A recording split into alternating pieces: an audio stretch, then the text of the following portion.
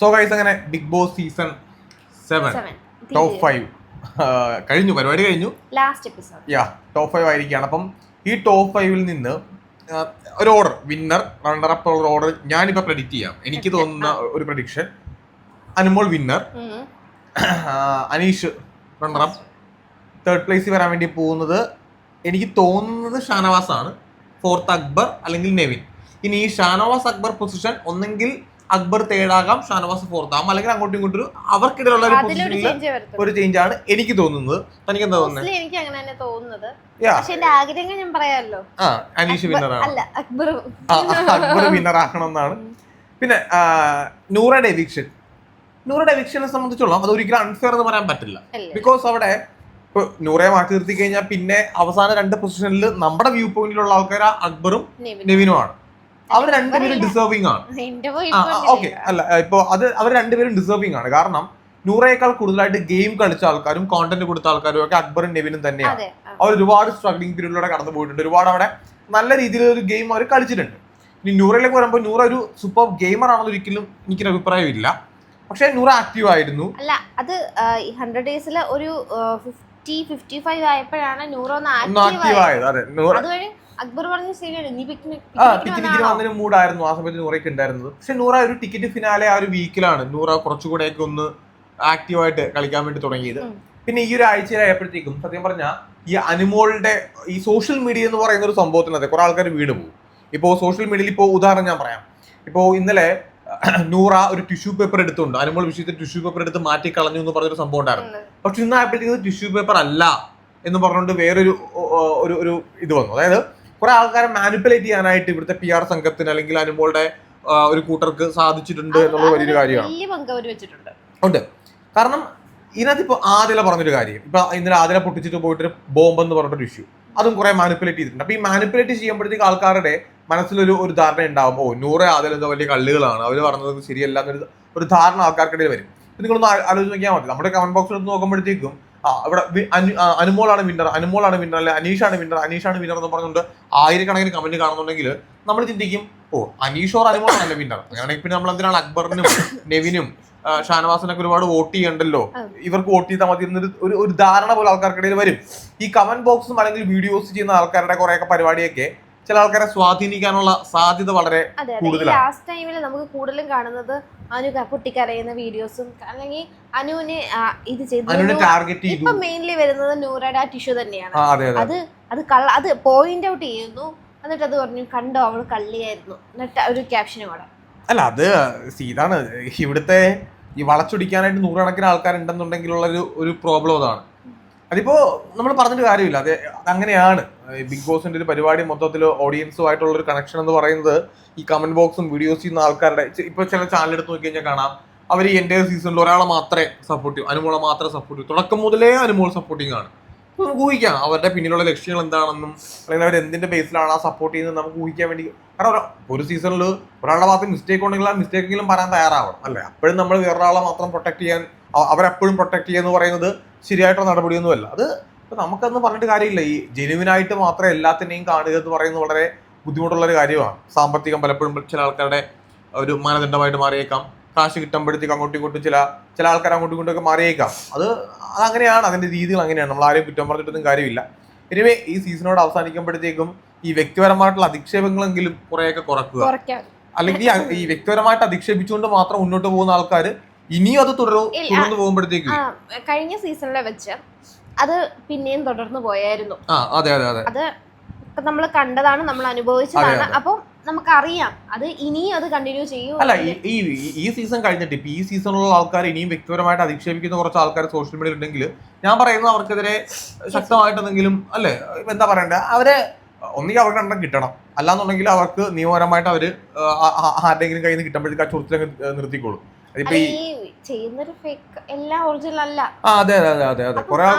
കണ്ടുപിടിച്ച് നിന്ന് പോകുന്നത് അത് വലിയൊരു അത് ബോറം പരിപാടിയാണ്. ഈ വ്യക്തിപരമായിട്ട് ഈ കമന്റ് ബോക്സ് ഇരുന്നുകൊണ്ട് ആൾക്കാരുടെ മുഖം പോലെ വ്യക്തമാക്കാണ്ട് കാരണം ഡയലോഗ് അടിക്കാനായിട്ട് ആർക്കും പറ്റും. പക്ഷെ നേർക്കേറുന്ന് സംസാരിക്കുമ്പോഴും അല്ലെങ്കിൽ നിങ്ങളുടെയൊക്കെ ഈ നിയമപരമായിട്ട് ഈ പറയപ്പെടുന്ന ആൾക്കാര് ഫൈറ്റ് ചെയ്യാൻ നിന്ന് കഴിഞ്ഞാൽ അടപടലം 3G ആവത്തേ ഉള്ളതെന്ന് ജസ്റ്റ് ഒന്ന് ആലോചിച്ച് നോക്കുക. ചുമ്മാ ഇത് ബിഗ് ബോസ് എന്ന് പറയുന്ന ഒരു ഷോ ആണെന്നും ആ ഷോ കണ്ടു കഴിയുമ്പോഴത്തേക്ക് അത് വിട്ടേക്കുക, കഴിയുമ്പോൾ അത് വിട്ടേക്കുക, അതിന്റെ പുറകെ വീണ്ടും കൂടാൻ വേണ്ടി പോകാതിരിക്കുക, അത്രേ ഉള്ളൂ. പിന്നെ അതിന്റെ പുറകെ അവരെ വ്യക്തിപരമായിട്ട് അധിക്ഷേപിക്കാൻ, അവരെ ടാർഗറ്റ് ചെയ്യാനും പോകാതിരിക്കുക എന്നുള്ളതാണ് ഒരു മാന്യതയുമായിട്ടുള്ള കാര്യം. ആ മാന്യത ഇല്ലാന്നുണ്ടെങ്കിൽ പിന്നെ നമുക്ക് പറഞ്ഞിട്ടും കാര്യമൊന്നുമില്ല. എനിവേ, ഇന്നത്തെ എപ്പിസോഡിൽ ഏറ്റവും ആദ്യം തന്നെ നൂറ ഒരു മിററിൽ നോക്കിക്കൊണ്ട് ഒരു ടോക്കാണ്. അത് അവരെപ്പോഴും ഓഡിയൻസിന്റെ അടുത്ത് കമ്മ്യൂണിക്കേറ്റ് ചെയ്യുന്ന ഒരു രീതിയുണ്ട്. സാധാരണ ആദിലയും നൂറയും കൂടെ ഒരുമിച്ചിരുന്നു കൊണ്ടാണ് അവരുടെ കമ്മ്യൂണിക്കേഷൻ എപ്പോഴും നടത്താറുള്ളത്. പക്ഷെ ആദില വിക്റ്റായി പോയതുകൊണ്ട് നൂറ ഇപ്പം എന്ത് ചെയ്തു, മിററിൽ നോക്കിക്കൊണ്ട് സംസാരിക്കുകയാണ്. ആ ടാസ്കിന്റെ കാര്യമല്ല ഞാൻ പറയുന്നത്, അല്ലാണ്ട് മോർണിംഗിൽ എപ്പിസോഡ് സ്റ്റാർട്ട് ചെയ്യുമ്പോൾ തന്നെ അല്ല, ഇന്ന് എപ്പിസോഡ് സ്റ്റാർട്ട് ചെയ്യുമ്പോൾ ഏറ്റവും ഏർലി മോർണിംഗിൽ തന്നെ നൂറ് എന്ത് ചെയ്തു, ആ മിറർ നോക്കിയിട്ട് കാര്യം പറയുകയാണ്. അത് ടാസ്കിന്റെ ഭാഗമായിട്ടല്ല, അല്ലാണ്ട് തന്നെ നൂറ സംസാരിക്കുന്നുണ്ടായിരുന്നു. അത് ഈ ഒരു പരിപാടി അതെപ്പോഴും ചെയ്യുന്നതാണ് അവർ. അത് ഓഡിയൻസിന് കൊടുക്കുന്ന ഒരു പരിപാടിയാണ്. പക്ഷെ നിർഭാഗ്യവശാൽ നൂറ എവിക്റ്റായി പോയി എന്നുള്ളതാണ് ഒരു കാര്യം. പിന്നെ നെവിൻ ചോദിക്കുന്നുണ്ട് അനുമോളായിട്ട് മിണ്ടിയോ എന്നുള്ളത് ചോദിക്കുന്നുണ്ട്. അവിടെ നെവിൻ ഭയങ്കര ജെന്യൂൻ ആയിട്ടാണ് നൂറോട് സംസാരിക്കുന്നത്. കാരണം നെവിൻ അങ്ങനെ സത്യം. ഇപ്പൊ നൂറ പറയുന്നുണ്ട് എനിക്ക് മിണ്ടാൻ താല്പര്യമൊന്നും ഇല്ല, ഞാൻ മിണ്ടുന്നില്ല എന്നൊക്കെയാണ് നൂറ പറയുന്നത്. കാരണം നൂറയ്ക്ക് അത് എനിക്ക് തോന്നുന്നത് ഈ പഴയ മത്സരാർത്ഥികൾ തിരിച്ചു വന്നപ്പോഴത്തേക്കും ഓൾറെഡി നൂറയ്ക്കും ആദിലയ്ക്കും അനുമോളുടെ മേലെ ഡൗട്ട് ഉണ്ട്, പല കാര്യങ്ങൾ കൊണ്ടും ഡൗട്ട് ഉണ്ട്. ശൈത്യൊക്കെ തിരിച്ചു വന്നപ്പോഴത്തേക്കും അവരുടെ എക്സ്പീരിയൻസ് കൂടെ കേട്ടപ്പോഴത്തേക്കും ഞങ്ങളെ അങ്ങനെ യൂസ് ചെയ്യാണ് എന്നുള്ളത്. കാരണം ഓൾറെഡി അനുമോൾ ആ ഒരു ലെവലിലാണ് അനുമോളുടെ പെർഫോമൻസ് എന്ന് പറയുന്നത്. കാരണം അനുമോള് സൗഹൃദങ്ങളെ യൂസ് ചെയ്തുകൊണ്ട് തന്നെയാണ് ബിഗ് ബോസ് മുന്നോട്ട് പോയിട്ടുള്ളത്, അല്ലെന്ന് ഒരിക്കലും പറയാൻ പറ്റില്ല. അനുമോളുടെ ഒരു സ്ട്രാറ്റജി അത് തന്നെയാണ്. അനുമോൾ ബിഗ് ബോസിൽ കാണിച്ചൊരു സൗഹൃദം എന്ന് പറയുന്നത് അത് അനുമോളുടെ ഗെയിമിന് കൂടെ വേണ്ടിയിട്ടാണ്, അല്ലാണ്ട് ജെനുവൻലി ഒരു സൗഹൃദം വെച്ച് പോകുന്നത് മാത്രം. ഇപ്പോ അക്ബറും നെവിനും സൗഹൃദം വെച്ചതോ അല്ല അക്ബറും അപ്പാനിയും സൗഹൃദം വെച്ചതൊക്കെ അവര് പരസ്പര ഒരു ഗുണത്തിന് വേണ്ടിയിട്ട് വെച്ച സൗഹൃദം ഒന്നും അല്ല. ഇപ്പൊ ബിൻസി, RJ ബിൻസിയും നെവിനുമായിട്ട് ഭയങ്കര ഒരു സൗഹൃദം ഉണ്ടായിരുന്നു. ജിസയിൽ ആരിനൊരു സൗഹൃദം ഉണ്ടായിരുന്നു. അത് അവർ പരസ്പരം അങ്ങോട്ടും ഇങ്ങോട്ടും ഒരു എന്താ ഒരു ഗുണത്തിന് വേണ്ടിയിട്ട് കണക്ട് ആയ ആൾക്കാരാണ്. നോർമലി കണക്ട് ചെയ്ത അല്ലാതെ ആർട്ടിഫിഷ്യൽ ആയിട്ട് വന്നതല്ല. ചിലര് യൂസ് ചെയ്യുന്നത് കറക്റ്റ് വിസിബിൾ ആയിരുന്നു, പക്ഷെ ആർക്കും അങ്ങോട്ടും മണ്ടിലോട്ട് കേറുന്നില്ല, കുറച്ച് പേർക്ക് അങ്ങോട്ട്. അത് ഇൻഫ്ലുവൻസ് കൊണ്ടാണ്. അല്ലാതെ അത് അപ്പോ അനുമോളുടെ ആ ഒരു ഫ്രണ്ട്ഷിപ്പിന്റെ പരിപാടി ആദിലയ്ക്ക് നൂറയ്ക്ക് എപ്പോഴും സംശയമായിരിക്കും. അപ്പൊ നൂറയ്ക്ക് അത് ഒന്ന് കണക്ട് ആവാനും, അയ്യോ ഞാൻ കണക്ട് ആവണോ വേണ്ടയോ, ഈ കാണിച്ചൊക്കെ ശരിയാണോ ഡിസ്കസ് ചെയ്യുമായിരുന്നു. അതെ അതെ അതെ. ഇനി ഇന്നത്തെ അനീഷ് ഷാനവാസിന്റെയും കൂടെ കുറച്ച് സംസാരങ്ങളൊക്കെ വരുന്നുണ്ട്. അനീഷും ഷാനവാസിന്റെയും ആ ഒരു ഫ്രണ്ട്ഷിപ്പ് കോംബോ കുറെ ആൾക്കാർക്ക് ഇഷ്ടപ്പെട്ട ഒരു സംഭവമാണ്. അതിനകത്ത് അനീഷ് പറയുന്നുണ്ട് ചേട്ടനെ പോലെയാണ് ചവിട്ടിട്ടുണ്ട്. ലാലേട്ടന്റെ എപ്പിസോഡ് കഴിയുമ്പോഴത്തേക്ക് അനീഷ് വീണ്ടും മാറും. ഷാനവാസ് തിങ്കളാഴ്ച പോയി നോമിനേറ്റ് ചെയ്യും. വീക്കെൻഡ് ആകുമ്പോഴത്തേക്കും ഷാനവാസിന് മഹാനാണെന്ന് പറയും. ഷാനവാസ് പ്രിയമാണ്, പക്ഷെ ശനിയും ഞായറും അപ്രിയനാണ്. സത്യം. പിന്നെ അക്ബറും അനുമോളും ആയിട്ടുള്ളൊരു സംഭവം എനിക്ക് തോന്നുന്നു, അക്ബറും അനുമോളും ഈ ബിഗ് ബോസിന്റെ പുറത്തിറങ്ങി കഴിയുമ്പോഴത്തേക്കും ചിലപ്പോൾ അവർ നല്ല സുഹൃത്തുക്കളാവുമായിരിക്കാം. പക്ഷെ ഇതിനകത്ത് വെച്ച് അക്ബർ അനുമോളായിട്ട് കണക്ട് ആവാൻ ഭയങ്കര പാടാണ്. അതിന്റെ ഒരു മെയിൻ റീസൺ എന്ന് വെച്ച് കഴിഞ്ഞാൽ അനുമോൾ തുടക്ക സമയം മുതൽക്ക് തന്നെ, ഈ സീസൺ ആരംഭിച്ച സമയം മുതൽക്ക് തന്നെ അക്ബറിനെ പറ്റി അനുമോൾ പറഞ്ഞിരിക്കുന്ന കുറെ പ്രസ്താവനകളുണ്ട്. തുടക്ക സമയത്ത് അക്ബറിന്റെ നോട്ടം ശരിയല്ല, ജിസേലിനെ നോക്കിയ നോട്ടം ശരിയല്ല എന്ന് പറഞ്ഞുകൊണ്ട് അനുമോൾ പറഞ്ഞു കുളിക്കാറില്ല, വൃത്തിയില്ല, പിന്നെ മറ്റേ ജാക്കി വെക്കുന്ന ആളാണ്, മറ്റേത് മറിച്ചതെന്നൊക്കെ പറഞ്ഞുകൊണ്ട് ഒരുപാട് അക്ബർ മറ്റേ കുത്തിത്തിരിപ്പനാണ്, ബുള്ളി ഗ്യാങ് ആണ്, പാവാട മറ്റേ താങ്ങിയാണ്, ജിസേലിന്റെ പാവാട താങ്ങി നടക്കുകയാണ് എന്നൊക്കെ പറഞ്ഞുകൊണ്ട് ഒരുപാട് പ്രസ്താവനകൾ അക്ബറിനെതിരായിട്ട് അനുമോൾ നടത്തിയിട്ടുണ്ട്. അക്ബർ തിരിച്ചു പറഞ്ഞിരിക്കുന്നതെല്ലാം തന്നെ ഓരോരോ സിറ്റുവേഷൻ ബേസ്ഡ് ആയിട്ടാണ് അക്ബർ തിരിച്ചു പറഞ്ഞിരിക്കുന്നത്. അപ്പോൾ സ്വാഭാവികമായിട്ട് അക്ബറിന് അനുമോളായിട്ട് ഒരു കണക്ഷൻ വരാനായിട്ട് ചാൻസ് ഭയങ്കര കുറവാണ്. അപ്പൊ പ്രത്യേകിച്ച് ആദിലും നൂറയും കൂടെ ഇതേപോലെ അക്ബറിനെ മനഃപൂർവ്വം കരിവാരി തേക്കണം എന്ന് പുറത്തിറങ്ങി കഴിയുമ്പോഴത്തേക്കും, അല്ലെങ്കിൽ അക്ബറിനെ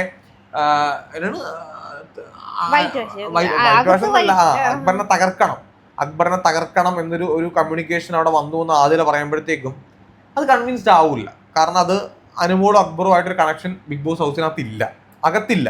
പുറത്തിറങ്ങി കഴിയുമ്പോഴത്തേക്ക് ഒരു കണക്ഷൻ വന്നാൽ മാത്രമേ ഇനി രക്ഷയുള്ളൂ. അതെനിക്കറിയില്ല അത് എന്തുമാത്രം. പുറത്തിറങ്ങി ആദ്യം നോക്കുന്നത് എന്തൊക്കെ ഭാര്യക്ക് സംഭവിച്ചു എന്നാണ് അക്ബർ ആദ്യം നോക്കുന്നത്. അതിന്റെ ബേസിലെ ആ ഒരു റിലേഷൻ മുന്നോട്ട് പോകത്തുള്ളൂ. അത് അത്രേ ഉള്ളൂ, തീർച്ചയുള്ളൂ. കാരണം ഓരോരുത്തരും ആ ഒരു സൈഡ് നോക്കുമ്പോൾ അക്ബറിന്റെ സൈഡ് ശരിയാണ്. ഇവൻ നിങ്ങളാണെങ്കിലും അങ്ങനെയല്ലേ ചെയ്തിട്ടുള്ളൂ. നമുക്ക് വ്യക്തിപരമായിട്ടുണ്ടാകുന്ന പ്രശ്നങ്ങളുണ്ടല്ലോ, അതെല്ലാവർക്കും ഇമ്പോർട്ടന്റ് ആണ് ഭയങ്കരമായിട്ട്. കാരണം അതിനപ്പുറത്തേക്ക് ബാക്കിയെല്ലാം ഉള്ളൂ. ആദ്യം നമ്മുടെ വ്യക്തി ജീവിതമാണ്. അനാവശ്യമായിട്ട് ഇപ്പോ നമ്മളെ ഇപ്പൊ സോഷ്യൽ മീഡിയയിൽ അനാവശ്യമായിട്ട് ആവശ്യത്തിനും അനാവശ്യത്തിനും നമ്മളെ എടുത്തിട്ട് ടാർഗറ്റ് ചെയ്യുന്ന ഒരാൾ, സ്വാഭാവികമായിട്ട് എനിക്ക് അയാളോട് ഒരിക്കലും എനിക്കൊരു ഇഷ്ടം തോന്നില്ല. ഒരടുപ്പം തോന്നില്ല. ബിഗ് ബോസ് ഹൗസിലാണെങ്കിൽ അതിന്റെ അപ്പുറത്തേക്കായിരിക്കും നമുക്ക് ആ ഒരു ഗ്രഡ്ജും ദേഷ്യമൊക്കെ തോന്നുക, അടുപ്പം ഉണ്ടാവത്തുമില്ല.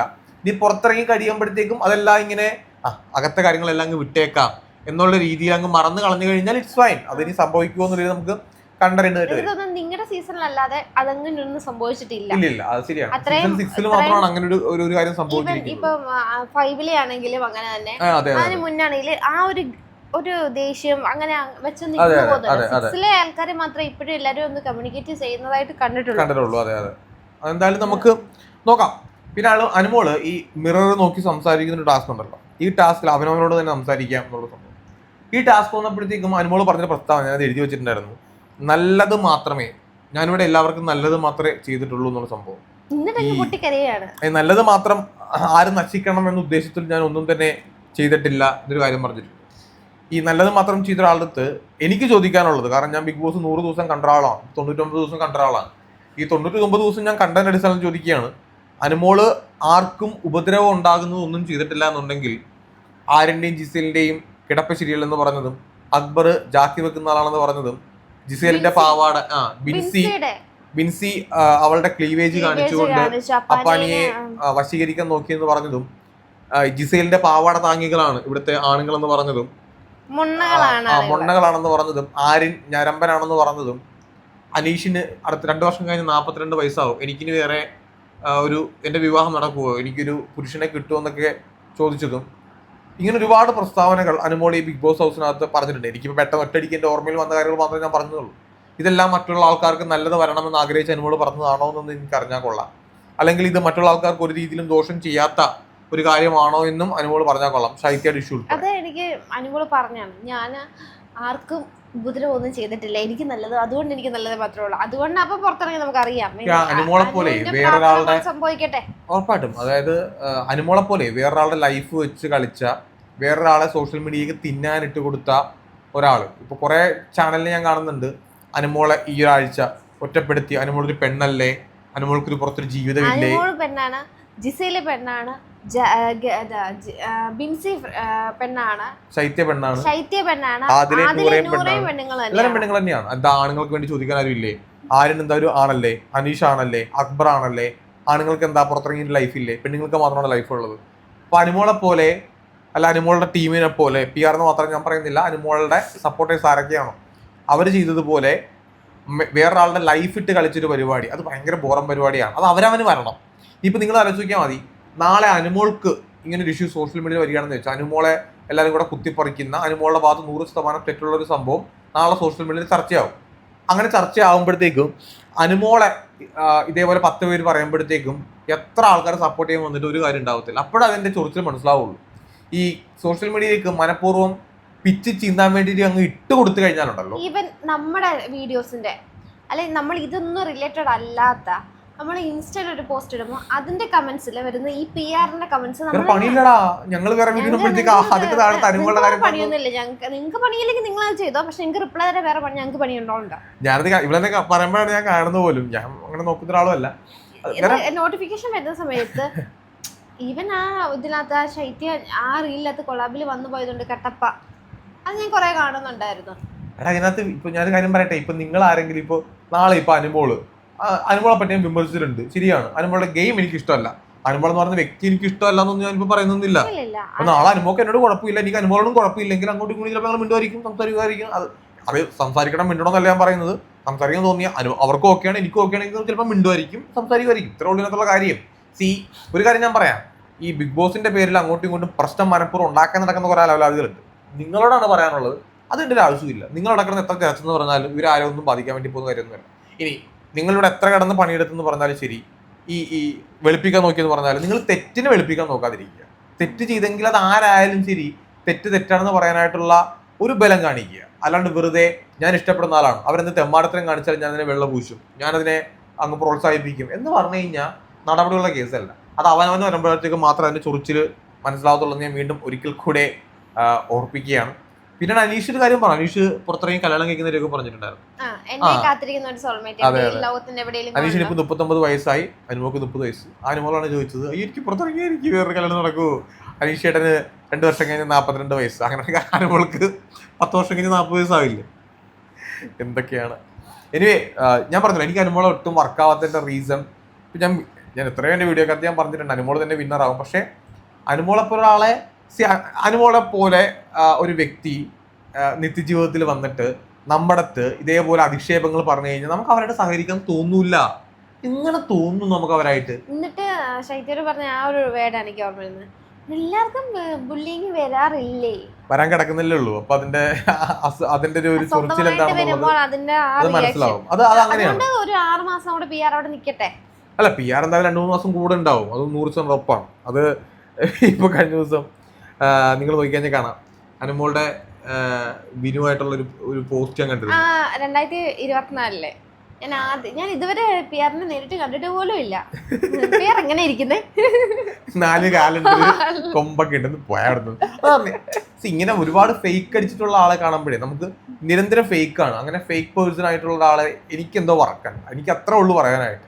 അങ്ങനെ ഇപ്പോ ബാക്കി എല്ലാ ആൾക്കാരുടെ മാന്യന്മാരാണെന്നോ ബാക്കി എല്ലാ ആൾക്കാരും ജെന്യുവൻ ആണെന്നൊന്നും പറയുന്നില്ല. പക്ഷെ നമുക്ക് വിസിബിൾ ആണ് ഒരാൾ ഫേക്ക് ആണെന്ന് എൻറ്റയർലി. അതായത് A to Z ഫേക്ക് അടിച്ച് ബിഗ് ബോസ് നിൽക്കുന്ന അനുമോളെ പോലുള്ള ആളെ എനിക്ക് സപ്പോർട്ട് ചെയ്യാൻ തോന്നിയിട്ടില്ല. അതിലത് തന്നെ കാണിക്കുന്നുണ്ട്, ചെയ്യുന്ന തെറ്റും കാണിക്കുന്നുണ്ട്, ശരിയും പറയുന്നതും കാണിക്കുന്നുണ്ട്, ശരിയെന്നല്ല പറയുന്നതും കാണിക്കുന്നുണ്ട്. അപ്പൊ നമുക്ക് മനസ്സിലാക്കാനുള്ളതേ ഉള്ളൂ, അത് പുറത്തുനിന്നൊരു ന്യൂസ് കിട്ടണമെന്നൊന്നും ഇല്ല. എനിവേ എന്തായാലും നമ്മൾക്കിപ്പോ ബിഗ് ബോസ് കഴിഞ്ഞു, നമ്മൾ നമ്മുടെ അഭിപ്രായങ്ങൾ പറഞ്ഞു. നമ്മുടെ അഭിപ്രായങ്ങളെ നിങ്ങൾക്ക് വിമർശിക്കാം, നമ്മുടെ പ്രസ്താവനകളെ നിങ്ങൾക്ക് അല്ലേ വളച്ചൊടിക്കാൻ പാടില്ല, അഭിപ്രായങ്ങൾ പറയാം. പക്ഷെ ആ അഭിപ്രായങ്ങളിനകത്ത് ഒരു മാന്യത എപ്പോഴും കാത്തു സൂക്ഷിക്കുന്നതാണ് നല്ല കാര്യം എന്ന് പറയുന്നത്. അത് ഇല്ലെങ്കിൽ നമുക്കൊന്നും ചെയ്യാനും പറ്റത്തില്ല. പിന്നെ ഒരു കാര്യം ഞാൻ പറയാം, നിങ്ങളുടെ ഇഷ്ടത്തിനനുസരിച്ച് നിങ്ങൾക്ക് ഇഷ്ടപ്പെടുന്ന ആളെ സപ്പോർട്ട് ചെയ്യാൻ വേണ്ടിയിട്ടല്ല ഞാൻ എൻ്റെ ചാനൽ തുടങ്ങി ഇവിടെ വന്നിരുന്ന് സംസാരിക്കുന്നത്. ഞാൻ എൻ്റെ ചാനൽ തുടങ്ങിയിരിക്കുന്നത് അല്ലെങ്കിൽ ഞങ്ങളുടെ ചാനലിൽ ഉള്ളതെന്ന് പറയുന്നത് ഞങ്ങളുടെ അഭിപ്രായം പറയാനായിട്ടാണ്. മേ ബി എൻ്റെ ഇവളുടെ അഭിപ്രായം പോലും സെയിം ആണെന്ന് പോലും. അപ്പോൾ ഇപ്പൊ ഇവർ ഇഷ്ടപ്പെടുന്ന ആളായിരിക്കില്ല ഞാൻ ഇഷ്ടപ്പെടുന്നു, ഞാൻ വോട്ട് ചെയ്യുന്ന ആൾക്കാരിലായിരിക്കും ഇവള് വോട്ട് ചെയ്യുന്നത്. അപ്പോൾ അങ്ങോട്ടും ഇങ്ങോട്ടും റെസ്പെക്ട് ചെയ്യുക എന്നുള്ളതാണ്. അപ്പോൾ ഞാൻ ചാനൽ തുടങ്ങിയിരിക്കുന്നത് കണ്ടവരുടെ നിന്ന് കാശും വാങ്ങിച്ച് അവർക്ക് വേണ്ടിയിട്ട് പണിയെടുക്കാൻ വേണ്ടിയിട്ടല്ല, എൻ്റെ അഭിപ്രായം പറയാനും ഞാൻ സംസാരിക്കാനും വേണ്ടിയിട്ടാണ്. കാശ് വാങ്ങിക്കുന്നുണ്ടെങ്കിൽ അന്തസ്സായിട്ട് കാശ് വാങ്ങിക്കുന്നുണ്ടെന്ന് എനിക്ക് പറയാനും വലിയ മടിയൊന്നുമില്ല. കാശ് വാങ്ങിച്ചിട്ട് ഞാൻ പണിയെടുക്കുകയും ചെയ്യും. കാശ് വാങ്ങിക്കുന്നില്ലെങ്കിൽ അതനുസരിച്ച് ഞാൻ എന്ത് ചെയ്യും, അങ്ങനെ തന്നെ പറയും, അങ്ങനെ തന്നെ ചെയ്യുകയും ചെയ്യും. അതുകൊണ്ട് 10 ആൾക്കാർ വന്ന് കമന്റ് ചെയ്തെന്ന് പറഞ്ഞുകൊണ്ടോ 10 ആൾക്കാർ വന്ന് ഇവിടെ വന്ന് വെടിവെട്ടിച്ചെന്ന് പറഞ്ഞുകൊണ്ടോ അത് കേട്ട് കുലുങ്ങുന്ന ഒരാളല്ല ഞാനെന്നുള്ളത് ഒന്ന് മനസ്സിലാക്കി വെക്കുന്നത് വളരെ നല്ലതാണ്. കാരണം നേരത്തെ കമന്റിന്റെ കാര്യം പറഞ്ഞുകൊണ്ട് ഞാൻ പറഞ്ഞ കമന്റ് ബോക്സിൽ വന്ന് കുറച്ച് കമന്റ് എന്ന് പറഞ്ഞുകൊണ്ട് നമുക്കൊന്നും മാറ്റമൊന്നും സംഭവിക്കാൻ വേണ്ടി പോകുന്നില്ല. അത് ഓർത്താൽ വളരെ നല്ല കാര്യം. എനിവേ ബിഗ് ബോസ് കഴിഞ്ഞിട്ട് ഫൈനൽ എപ്പിസോഡിന്റെ ബിഗ് ബോസ് റിലേറ്റഡ് ആയിട്ട് ഒരു റിവ്യൂ കൂടെ മാത്രമേ നമുക്ക് ചെയ്യാനായിട്ടുള്ളൂ. നാളത്തെ എനിക്കൊന്നും ഗ്രാൻഡ് ഫിനാലയിൽ റിവ്യൂവിന്റെ ആവശ്യം ഉണ്ടാവില്ല. ബിക്കോസ് നമ്മൾ ആ ടോപ്പ് 5ന്റെ ഞാൻ പറഞ്ഞല്ലോ, നമ്മൾ ഉദ്ദേശിക്കുന്ന ഒരു ടോപ്പ് 5 ഉണ്ട്. ആ ടോപ്പ് 5 എങ്ങനെ സംഭവിച്ചു എന്നുള്ളത് നമുക്കൊന്ന് നാളെ സംസാരിക്കാം. ഇത് മാത്രമേ ഉള്ളൂ. ഓക്കെ.